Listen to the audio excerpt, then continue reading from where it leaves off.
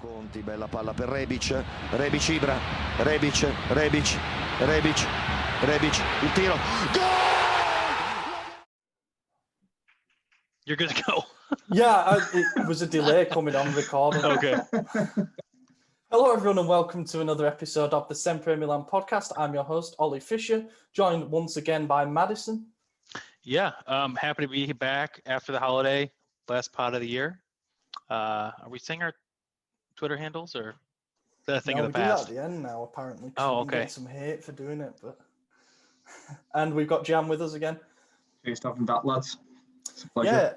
Yeah. Well, we said we weren't going to do one until the new year, so we kind of wished everybody a happy festive period and New Year and all that stuff. But after the Sassuolo game and then particularly after the Lazio game, we were like, we've got to do something. We can't just have it where we've got 4 games to recap and those two kind of just get pushed to the back end of the episode. So, we also better mention at this point that we have our usual member AJ missing because he's currently, I don't know why I'm smiling, but yeah, he's currently recovering from COVID. So hope that AJ gets well soon. Obviously, it's really not a joke at the moment. Like, it seems to be proper spreading like wildfire again everywhere, particularly here in England. We've just gone into like a further lockdown tier thing again. Italy's getting hit with it again. There's been talk, even though it's been dismissed, of leagues being suspended. So yeah, it's like just as we seem to be getting near the light at the end of the tunnel, which is fans back in stadiums, something pushes us back into the tunnel. But anyway, we still get to see. Also, just saying, AJ is showing like no symptoms, so he's feeling Yeah, fine he's for fine. anyone who's curious. Yeah, he's absolutely fine. But if you want to send donations in for his well-being, then absolutely we can. Post You can a link send for him that. to me and I'll make sure he gets some. Of course. Good friend that you are. Yeah, right. So a couple of games to recap, couple of games to preview. We will start, as always, with the first game chronologically. Now, this was the game where I stuck my neck out on the line and showed no faith in the team and said, I think that this is where our run ends because of the selection problems that we had and everything and the way Sassuolo have been playing this season. It wasn't where the run ended. We ended up winning 2-1. And, it feels quite a while ago now, obviously, with everything that's been since. But we now have the record for the fastest goal in Europe's top 5 leagues. Not only that, we are tied for the longest streak of 2 or more goals scored in consecutive games. Well, we've tumbled so many records this calendar year, it seems. But this one was, for me, I don't know, the weirdest, I guess. We seem to always be kind of useless from kickoff situations. Like, there's never really any plan or purpose. And then this one was clearly worked on the training ground, but it was just bang, kickoff, driving run from Çalhanoğlu. Leao made the right run. So full credit to him. Took the touch, finish, bang, 1-0 up after 6.7 seconds, I think. I was still getting situated on the couch and I looked up and Leao was celebrating. I'm like, what the fuck did I just miss? I celebrated it from having just put the TV on basically in time, and then I started celebrating. My dad was like, I thought you've only just kicked off. I was like, yeah, we just scored after 6 seconds. I'd literally just got off the toilet and walking into the room and the commentator screams Leao's name and I'm like, what? And then, wow, crazy moment. It was an amazing moment, and it's just like so symbolic, I think, of what's happened this year, records tumbling, and that is just something that no matter how good the team is, you never really expect to see happen. And it'll be one of those goals that's so fondly remembered, not just because of the time of it, I suppose, but also, as I say, for the way that it was worked. And both Leao and Pioli admitted after the game that it was worked on in training. We have 4 or 5 routines from kickoffs, and that was one that had been tried out, and we decided to give it a whirl to try catch Sassuolo off guard. A few people have quite rightly said fair play to our analytics team, who have clearly highlighted Sassuolo's perhaps tendency to be a bit slow when the other team's kicking off, and have said, right, if you run there and you make that run across, then who knows? It could have gone terribly. He could have been tackled after 4 or 5 steps, and it would have looked idiotic. He could have also missed the shot. Leao could have missed. Yeah, anything could have happened, but it didn't. As everything's happened this season, pretty much, it went perfectly, and we 1-0 up. And then I thought it was kind of a dangerously early time to score. I never really like scoring early on in games, especially when we're perhaps not the out-and-out favourites, because it then makes it a bit difficult. Do we try and stay positive, or do we protect the lead that we have, basically? We were pretty positive throughout that first half, I thought. Considering the players that were missing for the game, we still looked threatening. And then we got the goal, the all-important second goal, and I can't even remember who scored it. Salah's maker. Salad maker, it was. We'd had a goal disallowed, hadn't we? hero. Of course. We'd had a goal disallowed. And then, yes, Teo, I remember that because Brahim Diaz, it was a good heads-up play to find Teo on the wing. And then Teo used his greatest asset, which is his speed and physicality, to rush past at least 3, maybe 4 players down that left side. Tonali also did fantastically to recognise he was in an offside position and dive out the way. And then Teo kept running, and it was a good run. He's done that a lot. He did it to score against Roma. He's done it in another game where Salamakers makes that run in from the right and just ends up at the near post penalty spot region. And he's there just to tap it in, and that was it. And that was 2-0. Obviously, it was made a bit nervy late on. Berardi scored a free kick where it was a lazy foul, really, and then a free kick that wasn't world class by any means because it sort of went through the wall, but we did all right. We hung on. I think that was a massive win.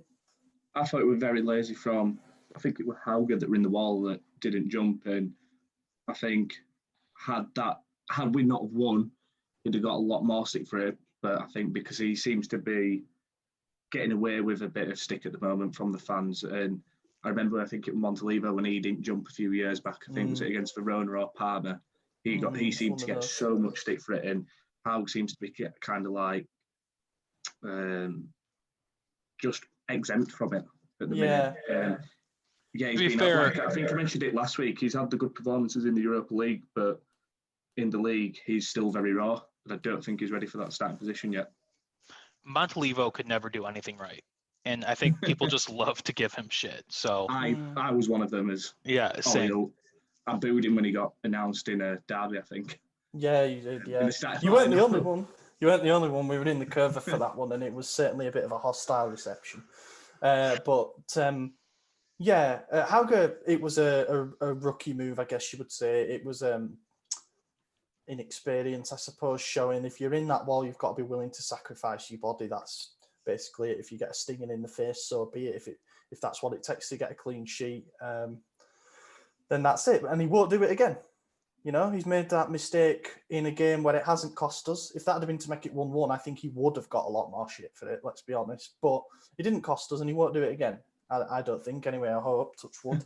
But that shouldn't take away from what was a very well-rounded performance, given the pieces at our disposal. And I think you guys all predicted us to win, and I predicted us to lose. So fair play for calling that one a bit better than I managed to do. But yeah, I'm trying to think of some standouts from that game. Obviously, Teo, yes, that was it. It was Kalulu who was the one who perhaps surprised, I guess. Or are we actually surprised anymore? I mean, obviously, he arrived on a free transfer from Lyon in the summer, and not many people knew too much about him because he was yet to make a senior appearance at that point. And then he came, and we were told he was predominantly a right back. I think he still is predominantly a right back. That's where he's played most of his youth team football. But you don't have to go too far to realise that he also played centre back in the UEFA Youth League for Lyon, which is a very competitive standard in under 21 football, to be honest. And then there were a few eyebrows raised when he was thrown sort of in there at centre back because of the problems that the others were having. But again, it shows our insistence on, I guess, favouring youth over trying players that have let us down in the past. And Musacchio can't even get in the squad, despite the fact he's been healthy for a few weeks now. Duarte, the same. He just seems to have been kind of written off. So instead of playing either of those two, we chose to give a shot to Kalulu, and he really, really stepped up. He really stepped up. I think if you could fault him for two of the goals that happened at Genoa, where he showed that he's not perhaps a natural centre-back because he doesn't have the height and the physicality of some established centre-backs, then he made up for it really with his positioning, with his anticipation. He looks like he could become one of those Upamecano type centre-backs where rather than perhaps just standing there and dealing with anything that comes at them, they're the ones who try to get in front of the centre-forward before they get the ball to try and cut it out before anything even happens. He looks like that's what he could turn into. Or who knows, he could be our backup right back come next season. It reminds me a bit of Marquinhos for PSG. I think he got moved into like a centre defensive midfield role sometimes for Paris Saint-Germain, and I could see Kalulu like moving into that role in the future, especially if we're starting short again in midfield.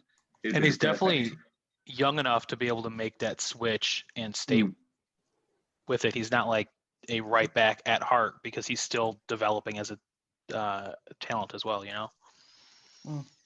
Oh, definitely. And I mean, we knew, like I say, when we were getting him that we were getting some versatility. And I think, you know, it's perhaps, you don't want to overreact because he's only had a handful of appearances still, but it's perhaps just another indication that we're not really missing at the moment with our scouting. It'd be fair to say that Hauge so far has been a success considering he's a 4 or 5 million euro player. Kalulu was a free. Salamanca's signed permanently for 7 million in total. We're just not really missing with these low risk deals, and Kalulu's another symbol of that in a way. Romagnoli was the one who got man of the match in our player ratings at Sassuolo. It does feel like he's back now, or near enough. He's in that region of some of the top performances that he was having. And I think that a lot of that is to do with having Kalulu next to him. Weirdly. Yeah, I agree. It allows Romagnoli to play that bit deeper and do what he's good at. And I think he looks better for it. And I'm not saying that Romagnoli-Kier shouldn't be the centre-back pairing when both are fit and healthy, because I still think that's your go-to. But I think he's benefited from having someone so athletically gifted next to him. I also think it just takes time to come back from injury, you know, and it's never easy after. I mean, he went out before lockdown, right? Or was it at the end of last season? It was at the end of last season. I don't remember. Yeah, but he missed a lot of time, so you know. And the thing with those muscle problems, as we know now, we've seen with Ibrahimovic, and we've seen with Leao actually as well, where perhaps there were accusations that he was playing at 70%, maybe less, maybe more, but around that. And then now it's like, okay, I'm back. I'm at game speed. I can play it now. I wanted to say this last week, but we ended. I'm wondering if there's something going on with like our training, because all the players are having the same exact injury. I think it's to do with the intensity that we're playing at, the way that we're pressing the ball, the constant running. Under Gattuso, we're a bit more. There was pressing to an extent, but we're quite defensive, a bit laid back, 2 blocks of 4 type thing. And now we're playing fairly high, constantly pressing. And with the games in such a short amount of time, it's clearly taken a toll on the players. I think Salamanca's pulled up in one of the games, and I believe he's got another injury again now, is it? So yeah, it is clearly the same injuries coming up. Muscle problems, and it's exactly what the medical experts in inverted commas warned us about when they agreed the plan to get the season back underway, with a lot of teams, especially those in Europe, playing 3 games every 8 days because of how it works. You are going to get a lot of muscle problems. You know, us, I'll rope into it as well, but also Sassuolo have actually been kind of decimated by injuries this season. But these teams that play such a high intensity style, physically demanding, with less recovery time, these injuries are going to happen. It's just muscle fatigue, which turns into muscle problems. It gets to the point, we had so many injuries where I was almost close to tweeting suggesting that we actually don't train between games. We just maybe have one day where we show up and work on game stuff, but you give the players the rest they need so they're at 100% for every game, and we just trust that, because we couldn't afford to keep having all these problems. Because the problems with muscle injuries is, depending on what it is, you tend to have 3 grades of muscle injury. If it's a grade 1 of anything, then you're probably looking at 7 to 10 days. But if it's grade 2 or 3, you're looking at 3 to 4 weeks. And that's what we've had with Kier, Benacer, Ibra, obviously. Gabia did his ligaments. So And then Salamakers has just come down with a problem. That's a thigh problem as well. And that's new scan in 7 to 10 days. So again, we could be looking at 2 to 3 weeks with him. And yeah, you're right. It is the same thing that keeps happening. But I think we were warned that this might happen. And it's going to test our depth because Castillejo, if you remember, also came off in that Lazio game, which we'll come on to in a second. But he sounds to be okay. So he looks like he's probably going to get a few games now, which is the way it happens. It's the importance of depth, you know. I don't think that you can legislate for having so many injuries because if you do, you have a 35-man squad, you know, and it's not realistic. Then you've got a ridiculous squad. Yeah, you've got a ridiculous wage bill. You've got everything that comes with having a bigger squad. And I'd say where we are at the moment in terms of, you know, our forward group, we've got a lot of players that can play multiple roles. At the back, we've seen Kalulu slotting at centre-back. We saw us having to adapt with Krunic Tonali against Lazio as a double pivot. And, you know, they weren't great, but we got the job done. So I'd say so far we're coping. But what I'm waiting for, and I don't like to wish injuries on anyone, but let's see how Inter cope if Lukaku goes down for a month or two. They won't cope. Yeah, I think that's the answer. And yet we have found a way to cope. So we'll see. I don't wish injuries on anyone, but no, I just think that's when you'll start to see that's what it means. And then people will look at us and be like, wow, that really was impressive, the run that they managed to keep up. So anyway, that was Sassuolo. A couple more mentions for that. Leao obviously was very bright thanks to his goal. Theo Hernandez got a high rating from us as well. He should have scored one. He could have scored one, but he chose to square it after that bursting run. He was fantastic. And Çalhanoğlu was up there with one of the men of the match too. He's really stepped up in the absence of Ibra to kind of put the attack on his shoulders, and it's showing with assists more so than goals at the moment, but just an absolutely vital cog in what we're doing. And as a result, we'll come on to the Lazio game. Now, perhaps it's recency bias or whatever, and as football fans, we're all prone to bouts of hyperbole, but this was one of the most memorable matches in recent years for me. Not just because of the way it ended, but it was just a really good game of football. Yeah, it was. Like both teams played really well, in my opinion. You know, we started so. I was scared for this one with Kessié getting suspended and us having to start that midfield pairing and having Kalulu in there, who we know has been good, but you think maybe he has a shocker in him. And obviously they had down the middle Immobile, Joaquin Correa, Luis Alberto, and Sergei Milinkovic-Savic. So I was a bit scared we'd get overrun down the middle because we had basically 3 of our 4 normal starters missing. And it did happen a bit, but only after we went 2 goals up. So, you know, in the end, it was kind of all right to limit the damage at that point. But we went 1-0 up early on. Rebic got his first goal for the season with a header from a corner, of all things. One thing I will say is that our corners have got absolutely fantastic since we pointed out our dreadful set-piece record all those weeks ago. Now it seems like we'll score from every corner. And we keep doing the same thing of like whipping it just edge of the 6-yard box in that corridor where keeper doesn't know whether to come. The defenders are almost looking over their shoulder. I think the coaching team deserve a lot of credit for it because it's not, as you say, like with the corners, defending them, we need a bit more work. But it shows with the Leao goal, like, obviously it's a training ground routine and one thing's doing it on the training ground, but then moving it into actual game situations is a whole different level, and it's just showing how good we actually are becoming. It's not just a fluke now, we're taking everything from the training ground onto the pitch and we are becoming a really good team tactically. Mm. And there was always this worry, I think, that we were a bit one-dimensional in the way that we scored goals. It was to simply press, and when we won the ball, we'd score by countering. And that was how we scored a lot of our goals post-lockdown, to be honest. But now we've sort of got firing on all cylinders. You know, we're scoring goals with great build-up play. We're scoring goals thanks to solo runs, from corners, from free kicks. We're winning penalties by being smart. You know, none of these have been bad decisions or anything. We've actually earned these penalties, whether people like to admit it or not. But yeah, we're getting going on all cylinders. And with that lineup that we had to score 3 against Lazio in itself was absolutely brilliant. The second goal was a pen. I thought this was really smart play from Rebic because there was a loose ball inside the box that he picked up and he hit it. And I thought the penalty had initially been given for handball for a blocked shot. And then it became apparent that VAR had looked at it and determined wasn't for the handball. It was actually for the fact that Rebic got clattered on the follow through as the defender. I can't remember who it was. Might have been Luis Felipe, slid through to make the challenge and took him out. And they got that absolutely right. You know, I've seen people complaining and saying, well, if you gave it for the handball, it's not a handball, it doesn't matter, you've got to overturn it. There was still a foul in the play. It took Rebic out. It meant that he couldn't be there for any rebounds. It was the right decision. And then Çalhanoğlu stepped up and he, dare I say, it looks like our best penalty taker at the moment.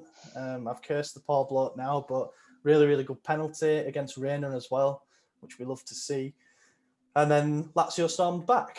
Now, that for me, their penalty was when Kalulu trod on the back of Correa's foot, it was, as they whipped in sort of a corner to the near post, I guess you could say. Now, Correa screamed and went to ground, but he was the only player to appeal for it. None of the Lazio team even appealed for it. And yet it got looked at, and he decided that one pretty quick. Yeah, he did. He decided it after 2 replays. But again, I think, as I've ranted about before, with the VAR, you know that if the ref gets told to look at it, he's probably going to give a penalty 9 times out of 10 because the VAR guys told him to reflect on his decision. So the ref, unless it's someone who's got far too much pride to overturn their own decision, is going to be like, okay, I've been advised I've got this wrong. So then they change their mind so as not to look controversial. And I think with the VAR now, they show too many replays in slow motion whereby it completely blurs the lines as to what is the right decision and wrong. So you start then looking for the wrong things. And that was a perfect example of it. It kind of manipulates your decision when they slow it down so much because it's not in real-time play. And to be fair, I don't think that penalty would have got given if there were fans in the stadium, because it kind of gets given because of the way Correa goes down screaming. Like, it clearly does influence the decision slightest, and probably the rolling down theatrics didn't help. And it's a bit like that Benacer one that got given against Benacer against Roma. It's just shocking decisions. I don't understand how they're getting it so wrong with VAR. Yeah, I think... Didn't the ref for the Roma game get punished, though? Yeah, he got relegated. Well, they got suspended and then they have to start again in Serie B. They got relegated. Him and the VAR chief, actually, from that game. And yeah, I agree. I think VAR is still not quite 100% fit for purpose in that sense. It was brought in to overturn clear and obvious errors that were made. And that, for me, wasn't a clear and obvious error. The ref decided on the pitch that it wasn't enough of an infraction. And then really, after 2 slowed down replays, he decided that it was. Okay, fine, that because we won the game in the end, we can sort of chuckle about it, but it's something that doesn't sit right with me. And I would say the exact same if it happened the other way around as well, because I don't like that VAR is flipping those marginal decisions just slightly the other way so it becomes a penalty. I think if it's marginal, it shouldn't be given, or you stick with the decision, and it was. And then they equalised.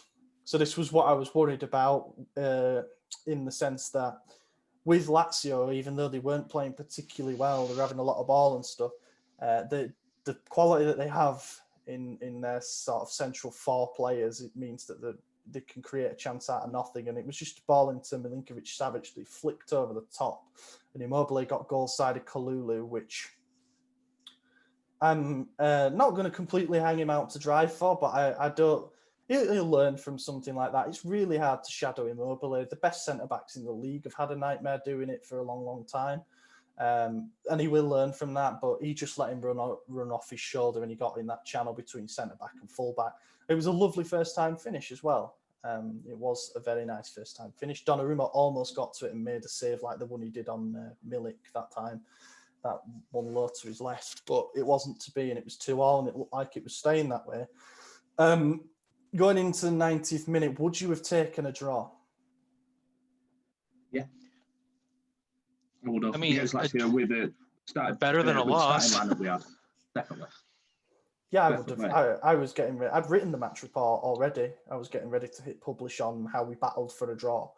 Went 2-0 up and yes, threw it away. But there were a lot of people. You know, we did a thing with Stephen from the Lazio before the game, and he was sort of saying this feels like a massive chance for Lazio, given the injury problems that we have, to go and win their first game in 20. No, they won their last visit to San Siro, but they've not won in 25 before that, I think. And we can hopefully start another run like that again now. That's right. Yeah. Last year was their first loss in like 20 years, right? Yeah, again. Christ. Yeah, in the league, I was there when Right. they beat us. I was there when they beat us in the Copa semi-final second leg. Wasn't a good trip, that. And then, yeah, we got a corner late on, and for some reason, I just had a really good feeling about it. I think it's because we've been threatening from set pieces all game. But when you saw it whipped into that area, I mean, it's probably the best ball we've whipped in all season. But of all people, after he's put the team on his back in recent weeks, it was Teo. And it was a header, it's just unheard of. It might be his first headed goal for us, that I think. Towards the end, I think we actually deserved it because we created enough. There was a good save by Reina on Rebic. And then when Rebic got threaded through, I think he just hit it wide. And that's when I started to think, no, hang on, we're going to get this goal here. We are going to win it. But I would have taken the draw, but I did start to feel. And then when that went in, I think I heard you from Geisley and my house was just shaking. I had left to take the dog to the vet in like the 80th minute. And then my phone like started exploding, and I was like, "What the fuck is going on?" Yeah, it was a good. I wasn't too far from Jan actually watching this. I was around at the missus's and was watching it with her and her dad, who I've now managed to sort of convert into a Milan fan. And I dropped to my knees and was like shouting like mad. So God knows what a mum thinks of me now.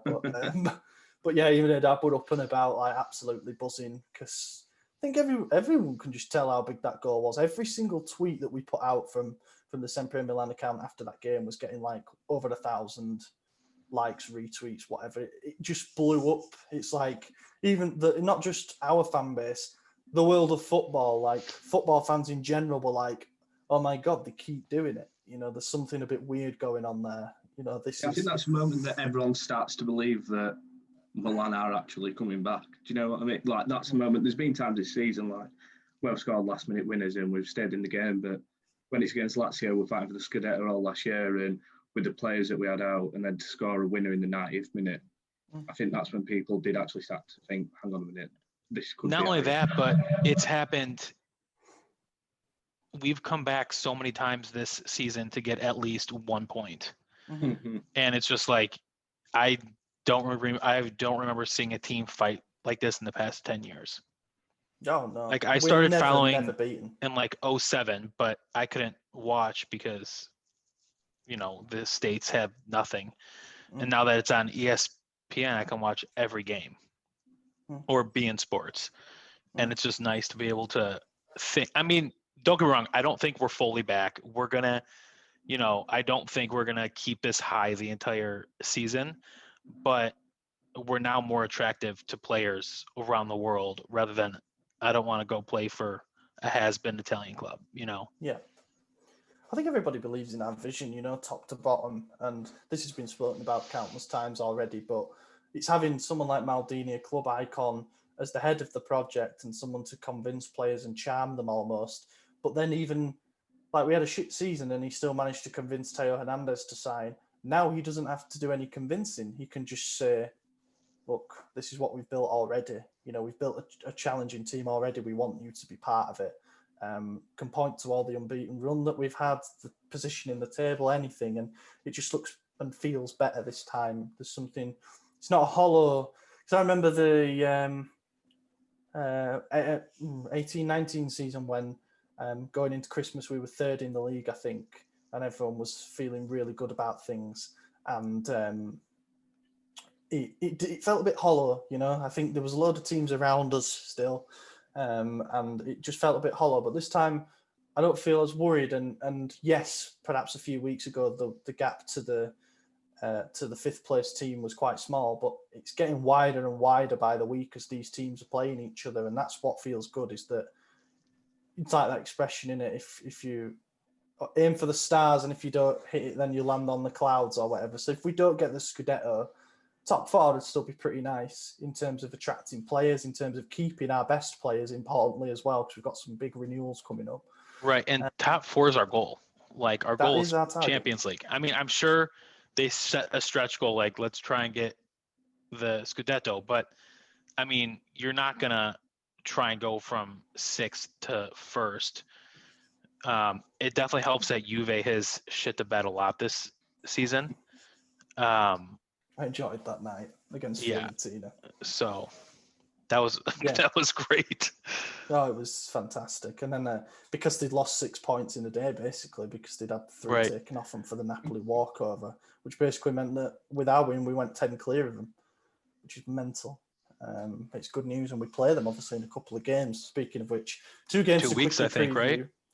right? It's a week, Benevento and then Juve. Oh, week today. Yeah, a week today. Yes, so we'll preview those 2 games. First of all, Benevento, a team we are yet to beat in Serie A.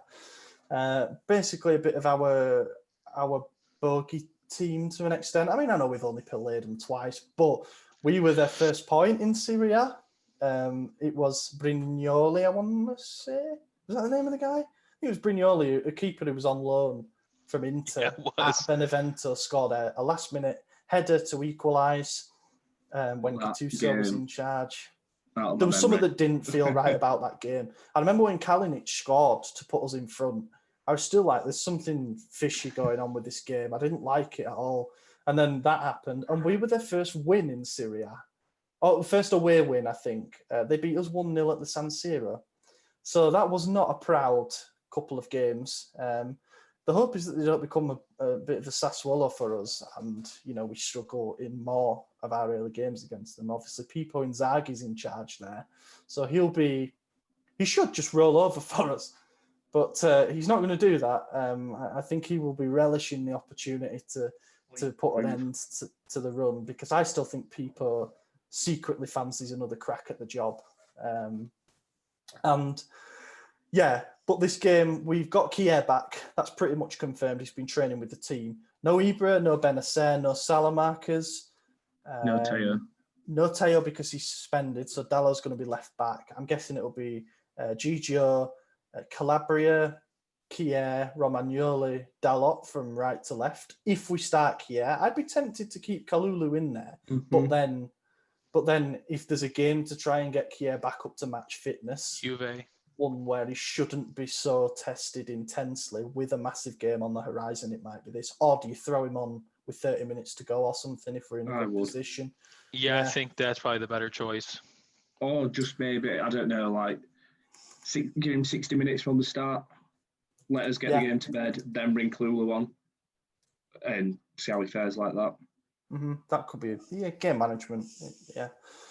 And then I think in midfield, we've got Kessie back, which is good news. Kessie Tonali, it will be, I'd imagine. He's all right. Then it'll be Castillo on the right, presuming that he's going to be fit. Çalhanoğlu down the middle, Rebic on the left, and Leao up front. Feeling pretty confident with a lineup like that? I think so. I think having Leao up top really sets the pace of our team. And I think that's been the difference maker the past 2 or 3 games that he's been up there. So the team's on a high right now. Hopefully, I mean, they all came back for training on a non-mandatory day, right? Except for 3 players. So that right there shows that this team wants to win. It's the third time. I was going to say on that point, it's the 3rd time in December that we've had an optional training day and almost the entire squad has shown up. Mm-hmm. Yeah, he was injured, so obviously he couldn't come back. But then the other 2 was it not to do with like travel restrictions? Because Çalhanoğlu and Kessie, had problems finding a flight back from home. Just looking at Benevento's season so far, it's been a real mixed bag for them. They lost 5 out of their first 7 games. But since then, have only lost once. They've beaten in that stretch Fiorentina. They drew with Juve, drew with Lazio, and they won their last 2 games 2-0. So they're certainly not going to roll over this season. They're actually 10th with 18 points from 14 games. They're giving it a much better crack this season. They seem to be quite difficult to play against. But obviously, if we're a serious team, I keep saying this when we have these kind of games, but there's no excuse for not winning this game if we are indeed a serious team. I mean, I want to look here at their squad. Marco Sau, I remember from, I think he was at Cagliari, wasn't he? Roberto Insigne, Hetamayo was at Chievo Verona. There's not an awful lot there, though. Who's Inter playing this weekend? That's a good question. Yeah, they've got a big game. I'm pretty sure. I had a look. Inter have got a challenging one. Crotone at home. So, or is it next week that they've got Verona afterwards? Well, they've got like a big game. No, I think they just played Verona. Yeah, they just played Verona. Just played them. I knew they had like one. So what they've got is Crotone at home and then Sampdoria away, but then they've got Roma, Fiorentina in the cup, and Juve in a 3-game stretch. I like that because we have to keep on picking up points because even a draw at this point will get out of first place. Yeah, I'm more worried about this game than I am the Juve game, and I can't believe I'm saying that. Like, it's crazy, but this is like one of the small teams where I'm actually expecting us to drop points against. Yeah. It's one of them games where you've got a former manager and player as the opposition manager, someone that we haven't beaten yet. Like, everything says that we're going to break another record, but this is Milan, so anything could happen. But I'm definitely more worried about this game than I've been in the past. Yeah, it's too many. I was worried about who did we draw or play before Lazio? Sassuolo? We just talked about it.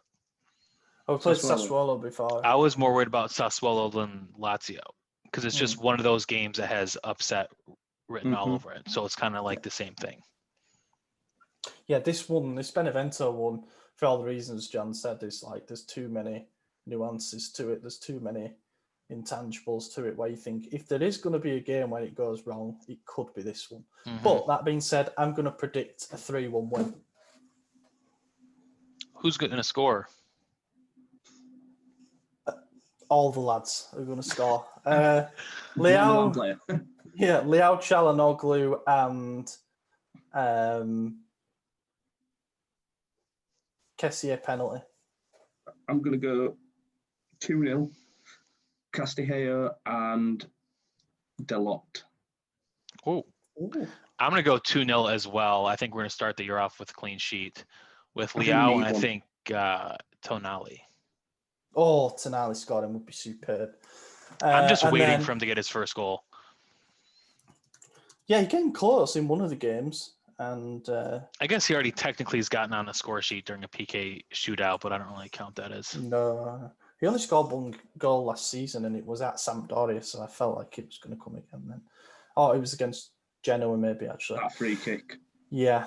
The one that reminded me of David Beckham, I think, scored a similar one against Genoa Milan, didn't he?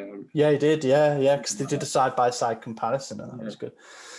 Juve are currently 6th in the table. They love to see it. Despite that, they've only lost one of their 13 games this season, and that was actually in their last game against Fiorentina, where they lost 3-0 at home. On the same day, they found out that they'd not be given the 3 points walkover. That was a pretty shit day to be a Juve fan.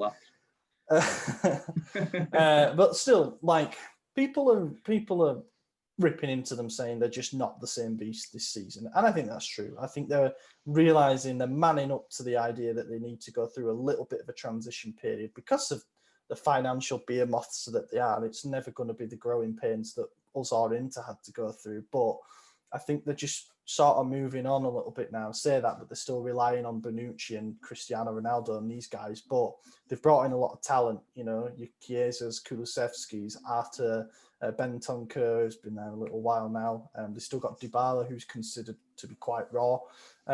So, yeah, they You forgot their most important. The ref. Weston McKennie. Oh, yeah. I actually don't mind. Do you know what? He would do a job as our backup to Kessier. He would. He's As he's like a workhorse, but he got out of Schalke at the right time. he got out at the right time for They sure. haven't won a game since January. Everyone who thought David Wagner was the problem was absolutely wrong. David Wagner is never the problem. Never the problem.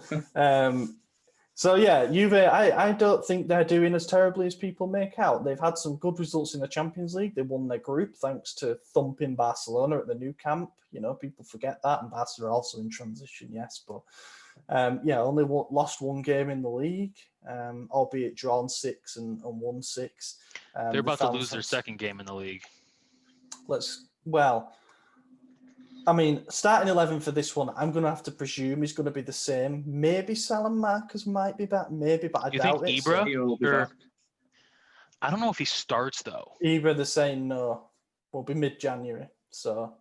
Teo will be back, won't he? So that's a positive, and then you never know if we've got a new signing by then. Unlikely, but you never know. But do you think that they'd start? Depends who it is. I guess if they are from Serie A, they might start. It's like if it turns out, okay, we've actually had Tauvin lined up for months and he comes in early in January and Castillejo's still not feeling 100%, Salamakis is still injured, maybe he gets a game. I don't know, but it'd have to be a kind of weird situation. It would. I think Kier will get the start, though, over Kalulu. Yeah, Kier will the start. back four will change. I think Tail will obviously come back straight back into it, and then Kier should be starting that game, providing he doesn't get an injury. Yeah, definitely. Touch wood, he doesn't. So, prediction for this one. Oh, God. I'm going to go 2-1. 1-1. 3-1. If it's 1-1, it's going to be Juve because you know that Ronaldo's going to get on the score sheet. 1-1 to Juve. That's you know that we have to score at least 2 because Ronaldo, I think he's scored against us in every game. It'll be a pen as well, obviously. So that one, I don't know. I hope that we pull out another fantastic performance just as we did last season when we put. But Juve at home just never seems to be an easy game historically. The reason last season was so special was because it felt like it had been so long coming. And it felt so good. It's like the Benevento game. Pirlo will have a point to prove. So many doubters, all the Milan fans against him. He'll be wanting to bounce back from the embarrassment of Fiorentina and then whoever they've got this coming weekend. Oh yeah, so we'll see. But no, I think we'll win that one, and I think it'll be fairly comfortable. Touch wood. Juve have got Udinese at home next, so fingers crossed that we can do them. We'll probably record straight after that game because it's a week today. So we'll be fired up no matter what happens, I guess. Question time. Well, actually, rumours, there's not really loads that's so concrete at the moment. We're in that weird in-between stage now of there not being any football for a little while, but the window doesn't open until the 4th. So everything at this point is pure speculation. There's no players arriving for medicals or anything. But the SempreMilan thing is sounding pretty good. We actually got a question on that, which I will have to find. Yeah, it was from I Love Kyrie, or Kyrie, could be Kyrie, who actually said, just want to say, keep up the great work you guys do. And do you think we'll get SempreMilan over the line? My short answer is yes. I think this is the guy we've been after for a while now. We nearly got him in the summer. We were clearly very close because we sent a private jet. Exactly. You don't do that if you're not close. And then everything sounds like it's going in the right direction. Got an agreement with the player, so that's all good to go. We just need to strike a deal with Strasbourg, who apparently are having money problems. There's been a big TV rights bust-up thing in France, which means a lot of the teams are now skint. And also Strasbourg are in a relegation fight, so they could do with some liquidity just in case they were to drop. So it's looking pretty good. 15 mil for a young centre-back who is clearly very talented. He's very highly regarded. I actually watched Strasbourg against PSG because I was like, SempreMilan against Mbappe, this could be fun. I won't say pocketed him. I mean, you don't pocket one of the best forwards in the world generally, but he approached the game very well, and I was very impressed with him. We posted the highlights clip for that actually on our Twitter, so you can have a look. But yeah, I was impressed with what I saw. Looks very athletic, physically pretty solid. He can play centre back or right back. I think this one gets over the line. I know you want Lovato. I'd love Lovato, but just what does it mean for likes of Gabbia and Kalulu? Obviously, we need that centre back, but we're going to have potentially 7 centre backs, 6 or 7 centre backs in our squad, and it just seems ridiculous. And don't want us to. I think I said it in the summer. Like I was adamant we didn't need a centre back in the summer, but then you can't predict the amount of injuries we went through. I just don't want Gabbia and Kalulu to be hindered, their development hindered, unless it does mean Kalulu is going to go to right back. The lot will be shifted to left back and Conte sold. Like, I just don't know who he comes in for, because we won't sign a 15 million player for a 5th choice centre back. But like, I think it would mean that Kalulu would go to the right back position. I believe that's what's going to happen, but he has shown that he can play centre back and he is good enough. And for me, Kalulu at the minute looks more solid than Gabbia does. I know that's going to be controversial. I mean, obviously, we've not seen Gabbia for a bit now. I've always been impressed with what I've seen from Gabbia. I think he grew so well when he was given his opportunities, and he's had some tough tests. But I don't think he's ever had a howler of a game, Gabbia. That's the thing. And I know what you're saying. It doesn't seem much sense to have 5 starter quality centre backs, but I think what will most likely happen is that Musacchio and Duarte will be gone by the start of next season at the very latest, which means that then we'd have, I don't want to say an injury-prone Romagnoli, but Kier, who's in his early 30s. We'd have Gabbia, then Simakan, let's say, and then we'd have Kalulu to switch between being that backup right back and that centre back option in that pool that we can call upon, which I think is all right. I mean, we've seen this season, you're only ever a couple of injuries away from being in crisis. Yeah, of course. And of course, it was a crisis that gave Kalulu his debut. And while that worked out fantastically, what if it had been shocking? But you could also argue that if this was last season or the season before or any time in the past 10 years, we'd be in crisis mode. So we could definitely be in crisis mode. The players are just stepping up to the task. And never have. You can never not have enough depth, but when we'll have 3 young starting centre backs in Simican, Gabbia, and Kalulu, you've got to question if it's going to hinder the development of the players. And does one of them go out on loan? So they're starting week in, week out. If we don't get rid of Conte, does Kalulu go out on loan, or do we just stick with him, depending if we can get rid of Duarte or Musacchio? Because we are going to have an abundance of defenders. I think that both of them do leave. Duarte and Musacchio. I think Musacchio will get his contract terminated next month at some point, which I think is only fair. He's not getting in the squad. Duarte, we just don't know what he's going to be. I'd send him on loan somewhere in Italy, to be honest. Talk about loaning him back to Brazil. I don't think that makes much sense. If we're going to get any use out of him as an asset, we should be sending him somewhere in this league. And then, I'm glad I'm not the management in having to figure out how you balance all those young players. But we've shown that age doesn't matter to an extent, although you can make a strong argument that what we're actually missing is a sort of go-between centre-back who's in their prime, someone mid-20s to late 20s who could come in, who knows the league well, who could make a big difference. Rudiger has obviously been linked quite a lot, and I think financially it might be a tough one because of his wages, but I would feel very comfortable having Rudiger in there as an option because we saw how good he was at Roma, and he's got a point to prove, of course, as well ahead of the Euros with Germany next year. But at the same time, Simakan is the guy. He seems to just be the guy. He's the guy we pursued so heavily towards the end of the summer window, and we've pursued him heavily ever since. And I am not in a position to not trust Paolo Maldini. Yeah, exactly. When it comes to defenders, we can't not trust him. And I believe he will turn out good. It's just, like I said, I do want the option of having loads of centre-backs and having quality depth across the board, but at the cost of hindering young talent. It's just one of them. It's 6 of one, half a dozen of the other. Yeah, definitely. Midfield targets.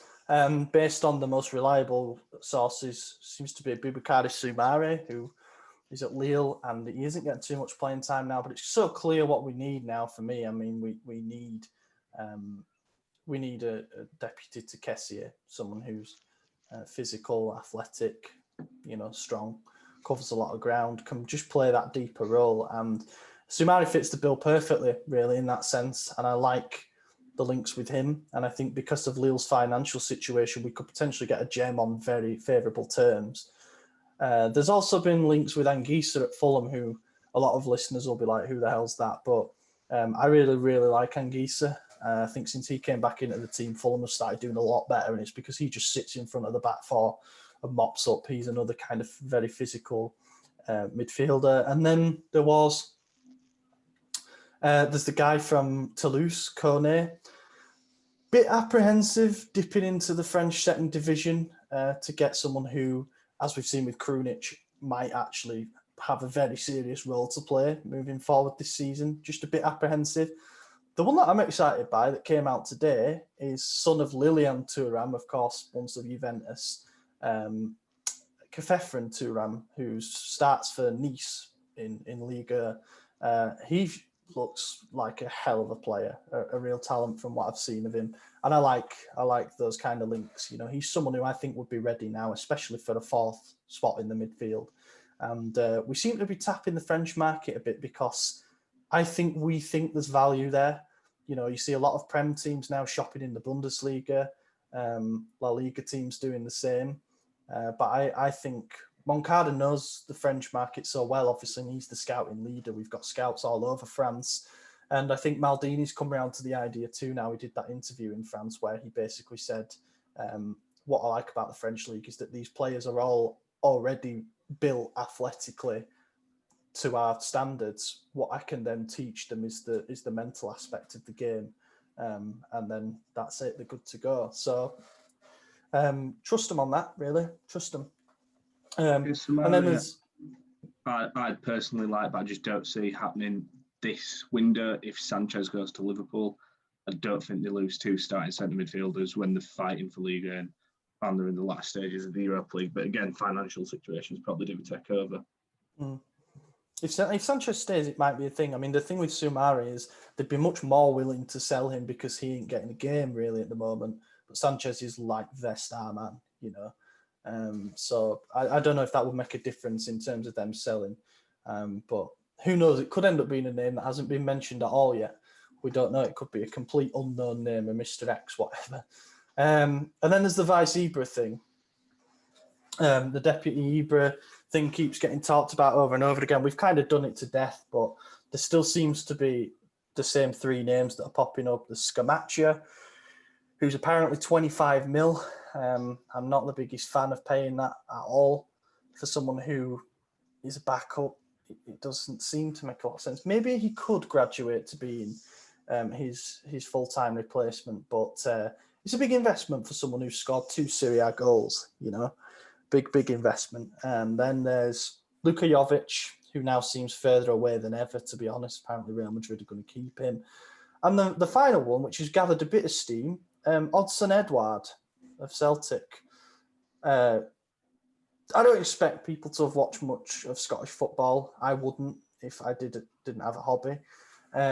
So I like Edouard. I think he's really good. I think he's physical and fast.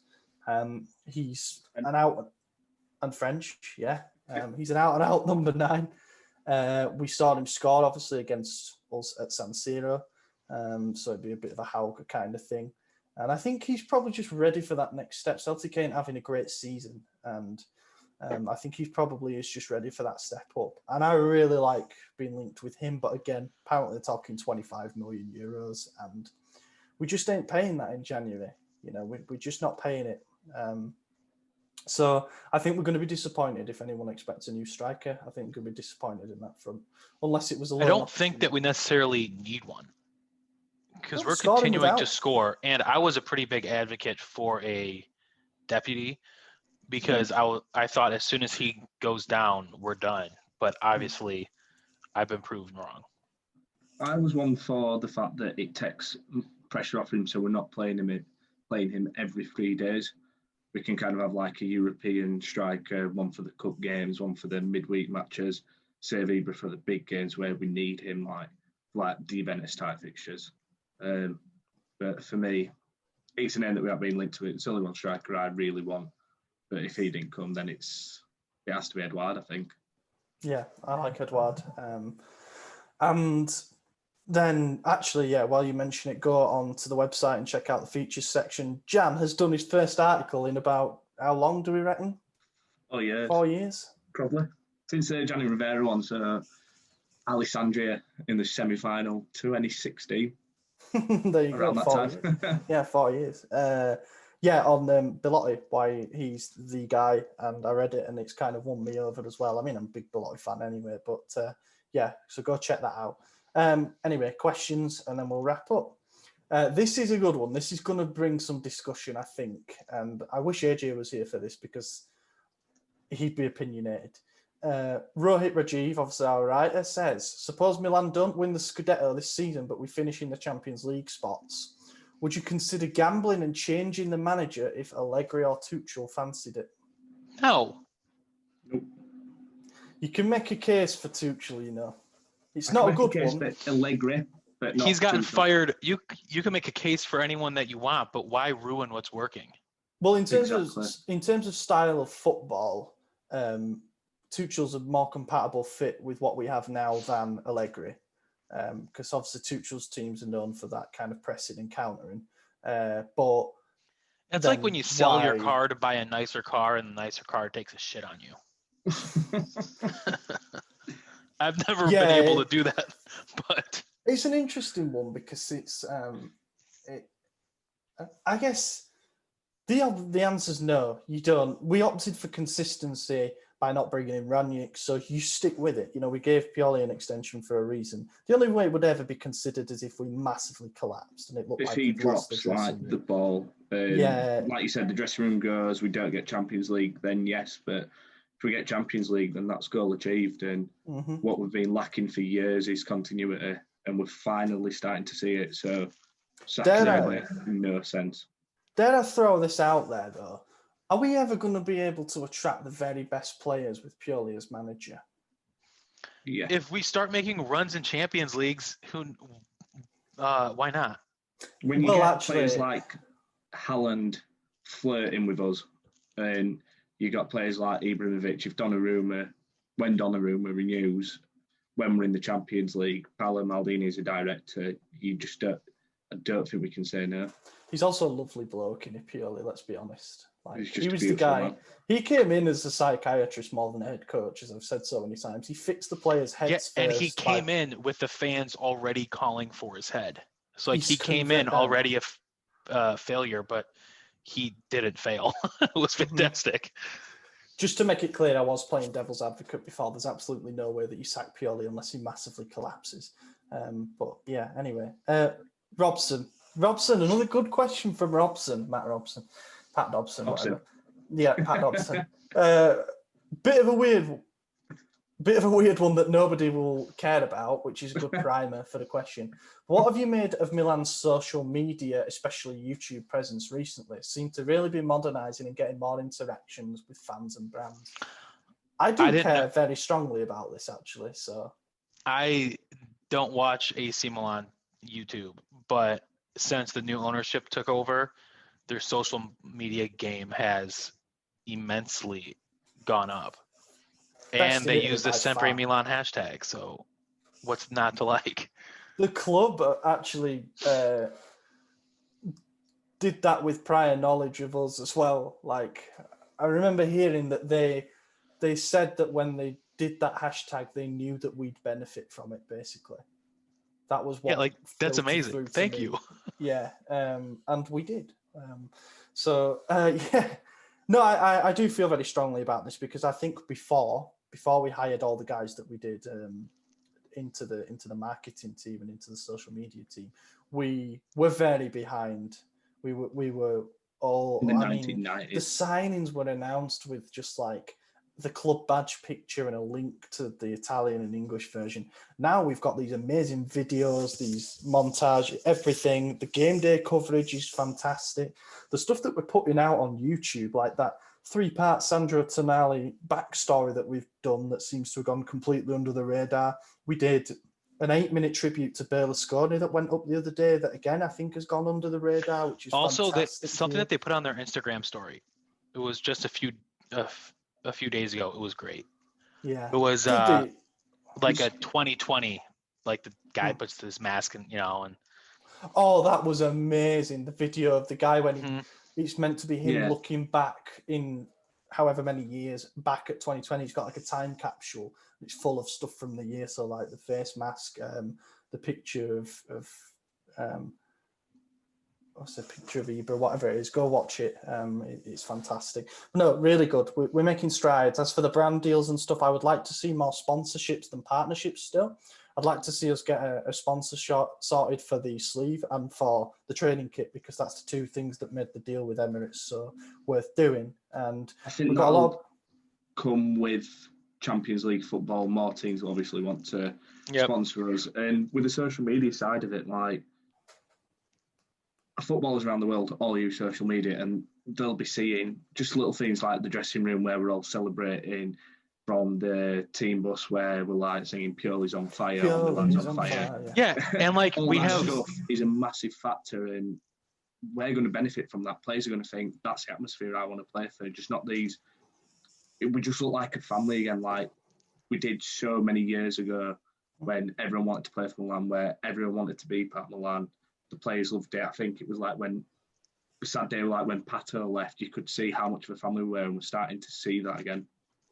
I said when players like Leao go live, I think you had mentioned that, but we actually have players who like have a character. I feel like before we had just all these Montalivo players who had no personality. Massively hid from the public eye rather than embraced it. I said all along, seem to say it every week, when things are going right, there's no better football team in the world to play for.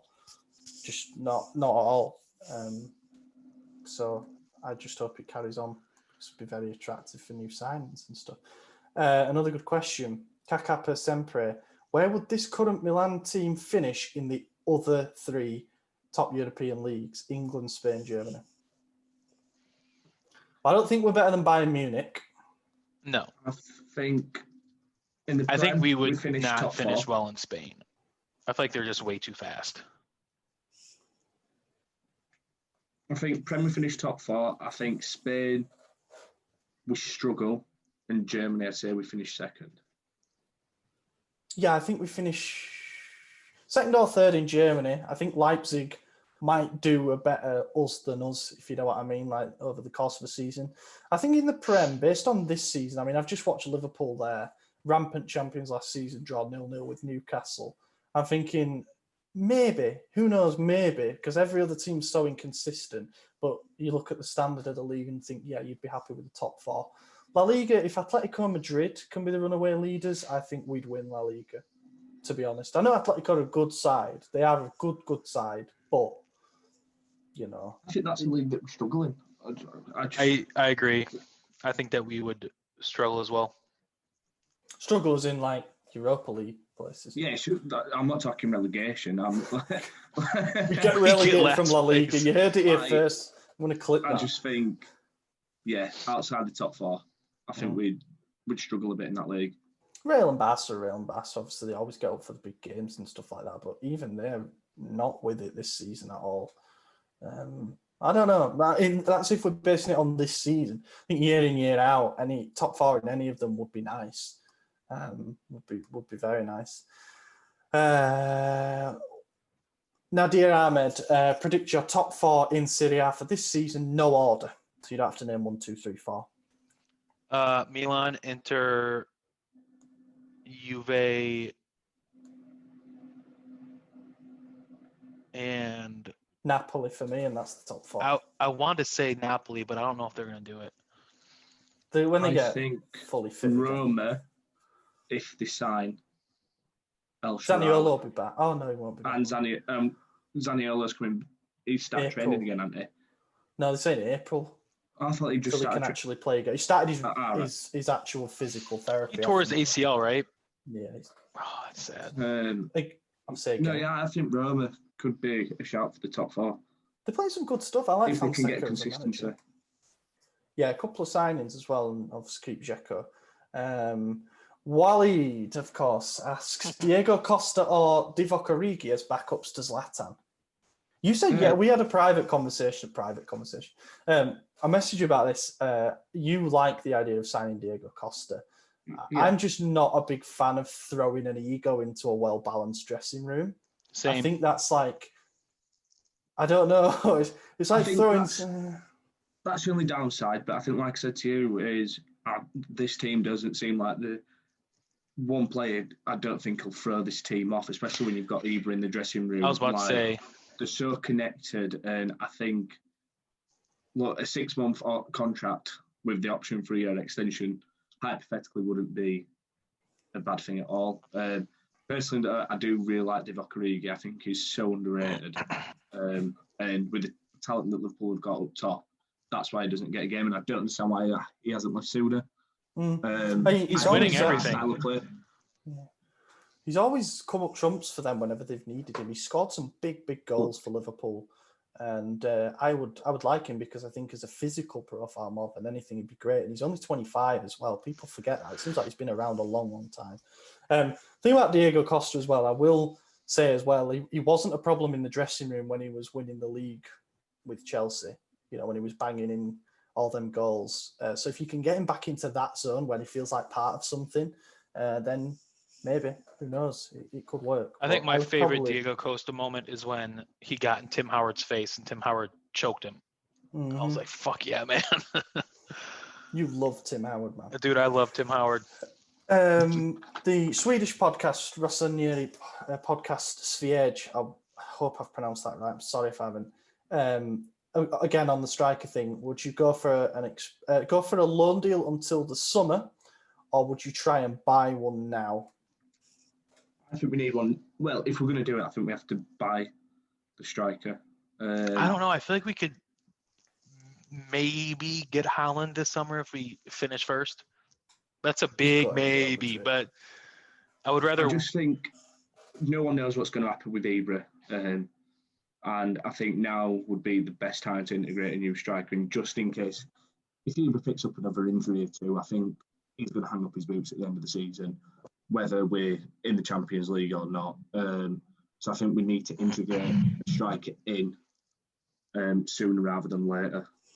But obviously, we're not going to sign a big name in January, but I think if we're going to have to do it, it should be in January. I don't know. It's an interesting one. Like, you can make an argument for making a little bit of an investment in someone who's going to be our backup striker moving forward and doing it in January. So we've got that backup for a long time. Scamacci might be perfect for that, for example. But I still think it's probably a loan solution, given the depth we have in forward positions. And then you address the situation when you know what Ibra's doing next summer. Because the last thing you want is to put 20 mil towards a backup striker and then be like, shit, we need to spend another 60 to get in a guy who can actually replace Ibra. But I'm just so glad I don't have this headache, man. To be fair, I think Ibra already knows what he's doing in the back of his head. And I think, like I said, if he gets another couple of injuries, if he doesn't hang up his boots, he's going to take a step back at least and be like, look, I'll be your backup striker. I think he cares about... I don't think he will. To let his ego get ahead of him. He wants to play Champions I'm the main League. guy here. You did say that. Also, there's one thing to consider with Ibra. It seemed an absolute formality that he'd extend his deal by a year, no matter what, because then we'll get the benefits of the tax relief growth decree. That's now been suspended, which means that it's no longer a factor. Might be a worry. He's no longer basically obligated to extend by a year to get the tax benefits. So maybe he might just be like, right, that's it, I want to go home to Sweden. I want to see my family, because his family haven't moved with him, which I didn't even realise. His family's still there. And his wife were pissed off at him when he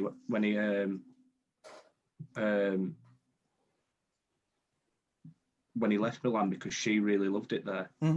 Yeah, but so it was a bit of a shock. It's his kids have been schooled in Sweden, and he didn't want to take them out, which is fair, you know. Anyway, Martino Puccio Will someone choose the number 9 jersey by the start of next season? It's still vacant. This is a good one. I'd give it to someone who isn't a striker. Dare I say it? I'd give it to someone who's not a striker. Take the pressure of goal scoring off them and be like, well, you can't compare that number 9 with all the previous ones because he's not a striker. I'd give it to the winger. I'd give it to I'd Towers sign Haaland and just give it to him. He's going to score. Andre Silva, 69. We've had a proper number 9 that is experienced enough to hold the number 9 shirt. Andrea Bellotti. Exactly. No, I don't think we've had a player since Inzaghi's left really that's been experienced enough and being able to take the weight of that shirt. Like every year, whoever takes it straight in the media, he's cursed, and that instantly goes into the back of your mind. Genuinely thought Ibra was going to take it on and like put this biff to bed. But yeah, speaking of weight, I thought Higuain was going to do it, but I thought he was the guy. If anyone was going to do it, he scored like over however many Serie A goals. I thought if anyone's going to break it, it's going to be him, and it didn't really happen. Although he only had half season. That kind of reminds me like though when Torres came in, like he was coming in off the back of some very very poor form, and everyone thought, oh no, he's going to get back to his best now. So I don't know. I think we just need someone that's definitely in the form of the life, confident. So yeah, like a Haaland, I suppose, but Bellotti. Mm-hmm. Last question, and then we'll wrap it up because I'm conscious of time. For Maxi Angelo, obviously our writer, each of you can only make one signing in January. Let's say one that we've been linked with. Who would it be? Thuven? Is that how you say his name? Yeah, Dalvin. Samaria.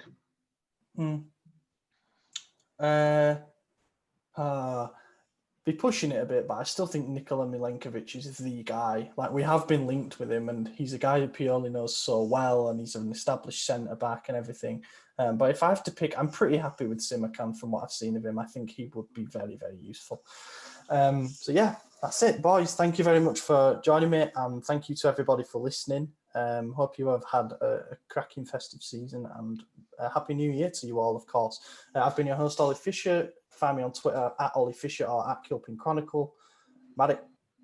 Yeah, it's been a good one. You guys can find me on Twitter at Edward__Toth. And Jan? Yeah, thanks for having me once again, guys. Happy New Year, and you can find me at UK_AC Milan. Yeah, thanks for watching, everybody, and we will catch you in a week's time. Andrea Conti, bella palla per Rebic, Ibra, Rebic, il tiro, gol!